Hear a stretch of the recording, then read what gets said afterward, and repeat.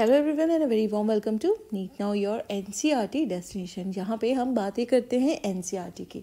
अच्छा, आज हम टॉपिक पढ़ने जा रहे हैं, ये बहुत इंपॉर्टेंट है, केमिकल कोऑर्डिनेशन एंड इंटीग्रेशन में से है last topic, which is mechanism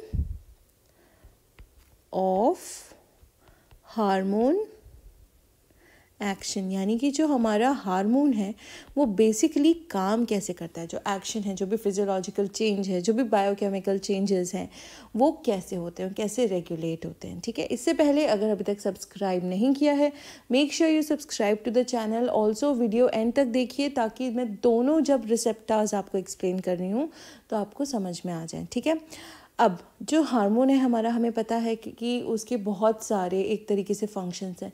तो जो फंक्शंस हैं वो होते कैसे हैं। ठीक है, सबसे पहले समझने वाली बात, जो हमारा हार्मोन है वो हमारे किस पे एक्ट करता है, टारगेट टिश्यू पे। ठीक है, हमारे टारगेट टिश्यू पे एक्ट करता है। अब ये जो एक्ट कर रहा है, ठीक है, टारगेट टिश्यू पे, ये डायरेक्टली हो जाता है या कोई मैकेनिज्म है? ऑब्वियसली मैकेनिज्म तो है, बट ये कहाँ होता है? टारगेट टिश्यू में एक्चुअली होते हैं बहुत सारे हमारे हार्मोन रिसेप्टर्स। ठीक है, हमारे हार्मोन रिसेप्टर्स होते हैं विच आर प्रोटीन्स। ठीक है, ये होते हैं प्रोटीन्स। तो हार्मोन जो है ये एक्चुअली हार्मोन रिसेप्टर के साथ बाइंडिंग करता है। क्या करता है? बाइंडिंग, यानी वो बाइंड हो जाता है, जुड़ जाता है एक तरीके से। हार्मोन रिसेप्टर से बाइंडिंग के बाद ये जो भी एक्शन है, ठीक है, वो आपका टारगेट टिश्यू में दिखाई देता है। जो भी आपका रेगुलेशन है मेटाबॉलिज्म के, मतलब आप कह लीजिए कि एक तरीके से बायोकेमिकल चेंजेस होते हैं कहाँ पे? टारगेट टिश्यू में।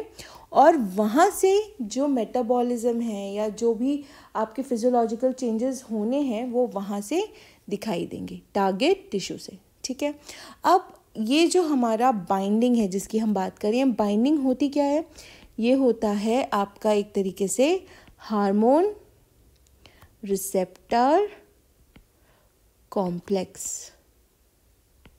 ठीक है, ये है आपका हार्मोन रिसेप्टर कॉम्प्लेक्स। तो जो भी आपको एक्शन दिख रहा है, जो भी आपको चीज़ें दिख रही हैं, जो भी आपको फिजियोलॉजिकल फंक्शंस दिख रहे हैं, कहाँ पे? टारगेट टिश्यू में, वो आपके हार्मोन रिसेप्टर कॉम्प्लेक्स की वजह से दिख रहे हैं।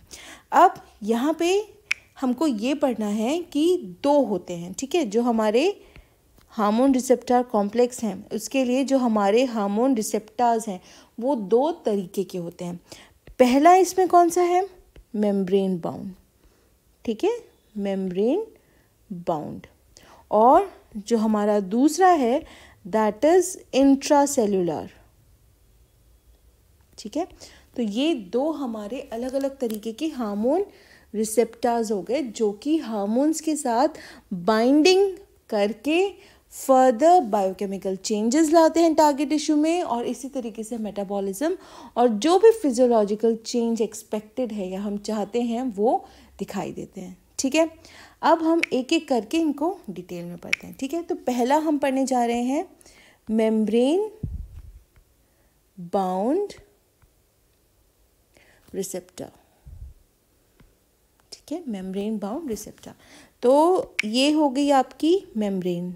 ठीक है, मैं कोशिश करूँगी कि उसी टाइप का डायग्राम बनाऊँ जो आपकी एनसीईआरटी में है ताकि आपको समझने में आसानी हो। क्लियर? ये आपकी मेम्ब्रेन है, राइट? मेम्ब्रेन बाउंड यानी कि मेम्ब्रेन के अंदर, मेम्ब्रेन से जुड़े हुए, एक तरीके से मेम्ब्रेन में धसे हुए। सो अगर आपके हार्मोन का शेप ये है तो यहाँ पे एग्जैक्टली उसके फिक्स होने की जो जगह होगी वो वैसी होगी। ये होता है एक तरीके से आपका, इसको हम कहते हैं आपके, हालांकि सिलेबस में नहीं है लेकिन ये होता है लॉक एंड की मॉडल। ठीक है, लॉक एंड की यानी कि जैसे एक ताले में एक ही चाबी लगती है, उसी तरीके से एक रिसेप्टर में आपका एक ही टाइप का जो हार्मोन है वो फिट होगा। ऐसा नहीं है कि कोई और हार्मोन जाके फिट हो जाए या FSH की जगह GH लग जाए, कुछ भी नहीं।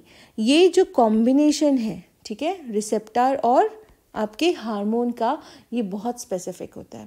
ये बिल्कुल भी एक किसी और हार्मोन के साथ नहीं जुड़ेगा। ठीक है, अब यहाँ पे जो हम बात करें, ये जो आपका कॉम्प्लेक्स बना, ठीक है, ये आपका हार्मोन है लेट अस से। ठीक है, and this is your what, receptor, ठीक है।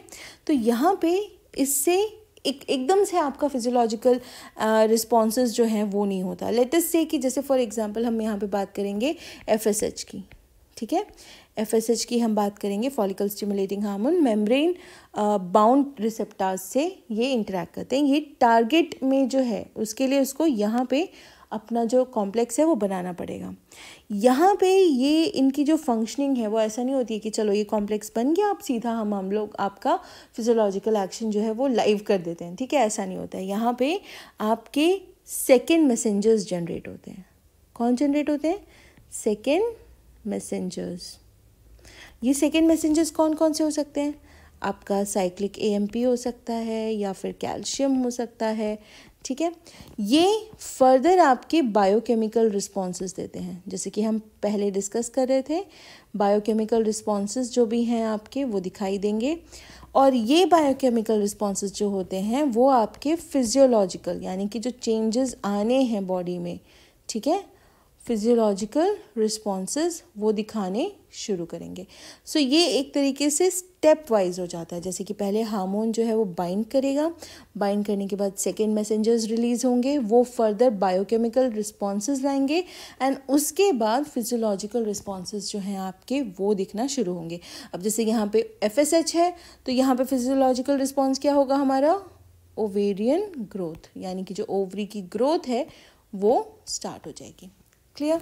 सो इस तरीके से ये आपका पहला रिसेप्टर है which is membrane bound receptor, यानी कि मेम्ब्रेन में जो एक तरीके से बाउंड है, यानी कि एक तरीके से मेम्ब्रेन में ही है, मेम्ब्रेन में धंसा हुआ समझ लीजिए, ठीक है। वो रिसेप्टर किस तरीके से अपनी फंक्शनिंग करता है। अब हम मूव ऑन करेंगे अपने सेकेंड रिसेप्टर को which is intracellular receptors, ठीक है। Most of the times these are nuclear receptors, इनको न्यूक्लियर रिसेप्टर्स भी कहेंगे हम, ठीक। अब काफ़ी सारे हार्मोन्स होते हैं, जैसे कि स्टेरॉयड हार्मोन हो गए आपके, ठीक है।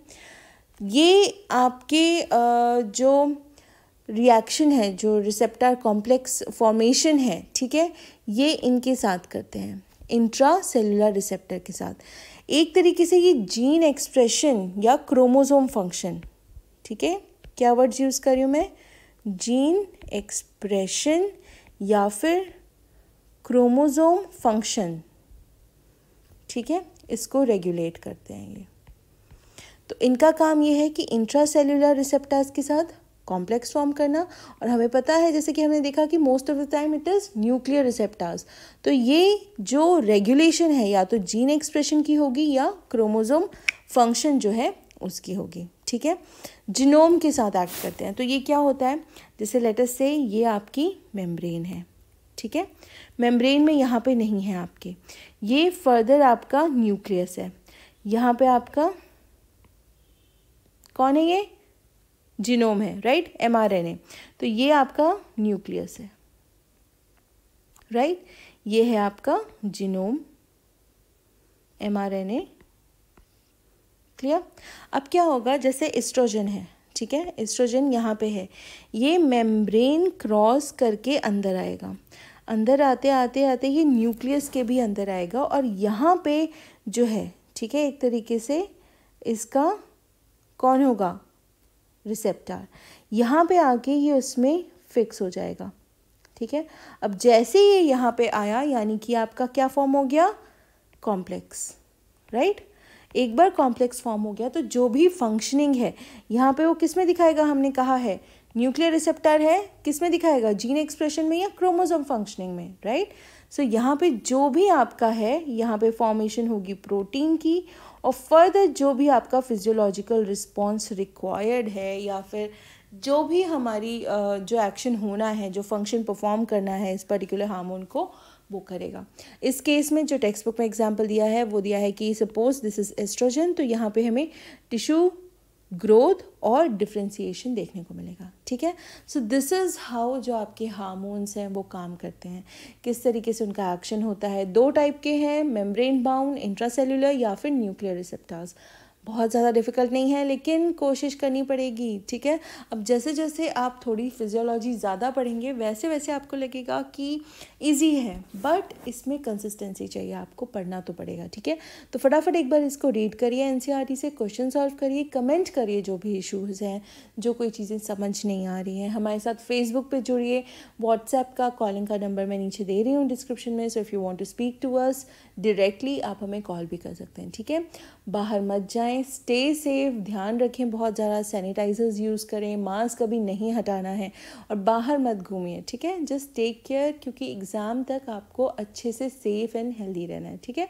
सो पढ़ाई करते रहिए, क्वेश्चन सॉल्व करते रहिए, हमें रीच आउट करिए if you want to have anything solved, या हमसे कोई पर्टिकुलर वीडियो चाहते हैं, ठीक है। So keep studying and take care.